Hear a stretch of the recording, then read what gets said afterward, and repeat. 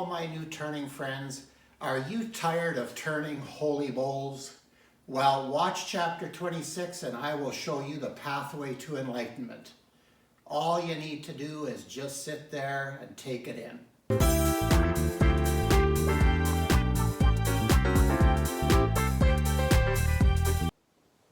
Well, welcome back all my new bowl turning friends. If you're new to turning bowls, having something like this happen to you is extremely demoralizing. So watching this simple video today, I think we can make it so these turning holy bowls is a thing of the past. This is a bowl depth finder. I didn't invent it. I'm sure it's been on the internet already for a long time, but I used it a lot when I taught high school students to turn over the past 32 years of my teaching career. I've seen a lot of turners, and in the school shop, I couldn't be there. If you're in a bowl class with an expert, chances are you don't need this because they'll guide you. But I couldn't be there. I had other things going on in the shop. I had woodworkers, I had metal workers, multi-activity shop, multi-project. We had a lot going on. So I built a bunch of these for my student lathes.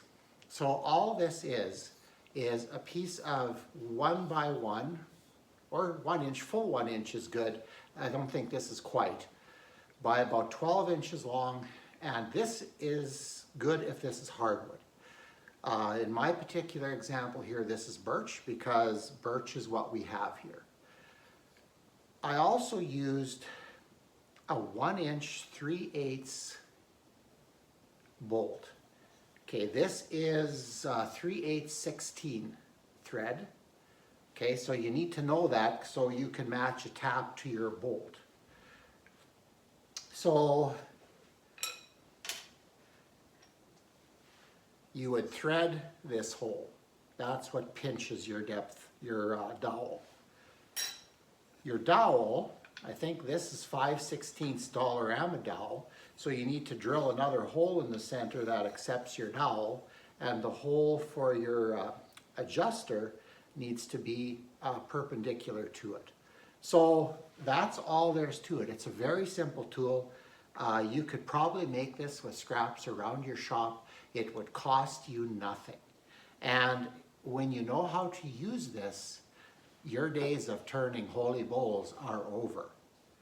Okay, what I'm going to do is I'm going to bring you in closer here so you can see what I'm doing, and we'll continue then. Okay, now that I showed you how to make it, we're going to show you how to use it.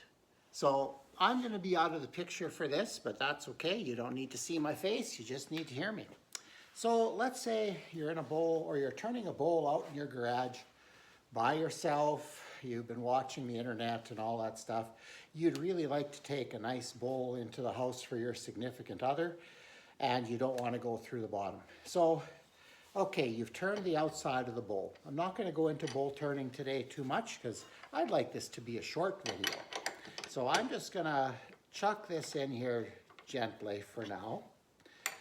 Okay, so you've got your bowl to this stage. You've got a tenon turned, it fits your chuck, away you go. Now, what I did with students is I left a fairly hefty bottom when I did the marking, okay? Let me show you that again. Don't know if you can see that from here. See, there's the end of my jaws, and there's where the jaws are butting up to the bottom of the bowl. Okay, what I do, and I did this commonly for kids, is I made a mark a 1/2 inch from there to there, approximately. Now that's kind of a thick bottom, but the reason I did that is because students never hit that mark right on. They'd always blow through it, and usually because they'd be roughing and they'd get to the bottom and, oh, I'm at the bottom now. And maybe the walls were still really thick or whatever, and they'd keep turning and turning and turning, and then trying to make finishing cuts, and all of a sudden, they've got a paper-thin bowl bottom. So I gave them a 1/2 inch, which is quite a bit. Okay, And another thing that we did in the school shop is we actually measured a drill bit and we would drill a hole. Again, that's all fairly standard wood turning practice. And I would recommend, if you're new to turning bowls, that you do this. Drill a hole, find that bottom on the inside before you start turning. Then what you can do is you can take your trusty depth finder, set it to that mark. Now you have two things. You have a depth gauge and you have a hole and a depth gauge. So that's really, really good. Okay, so you're doing your turning, you're getting your bowl done, and you're happy with your depth.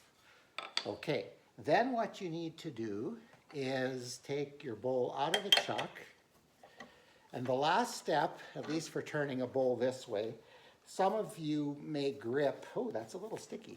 Some of you may grip on the inside and expand out. That wouldn't apply to this. This is when you're turning bowls with a tenon, okay?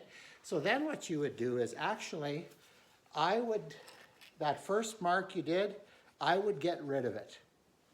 And then I would take an accurate mark, and it's sometimes hard to hold everything, and I would make an accurate mark to what the depth of the bottom of the bowl really is. And let's say it's there. Okay, now you know where the bottom of your bowl is. So when you take your form to reverse so you can turn your foot off. Whoops, too many rare earth magnets. Okay, slide that up and put that on like that. If you have a vacuum chuck, even better, but if you're starting out, chances are you don't. There you go. Now you know exactly how much material you have at the bottom of the bowl to play with. And if you follow my method with the 1/2 inch, you'll have lots, probably more than you need. But you can always go a little deeper. You can change that as you gain more experience. And as you get super experienced, you may not even need this anymore. So these tools are just to help you get started. And that's basically all there's to it. Okay, well, I hope that helped. I know how disappointing it was when I did that, when I was learning to turn, and when students did it, they had hoped to take a bowl home and they had to explain to their parents that it failed, and that's not fun. So anyway, it's a simple tool, simple wood that you have around the shop. You'd be amazed at how well those threads hold in hardwood. I learned that from my guitar building background as well. And they work really great. So I would encourage you to build that tool, especially if you're learning how to turn bowls now. But eventually you probably won't need it. But until then, you've got a way to make sure that those Christmas presents turn out. And nobody wants a holy bowl.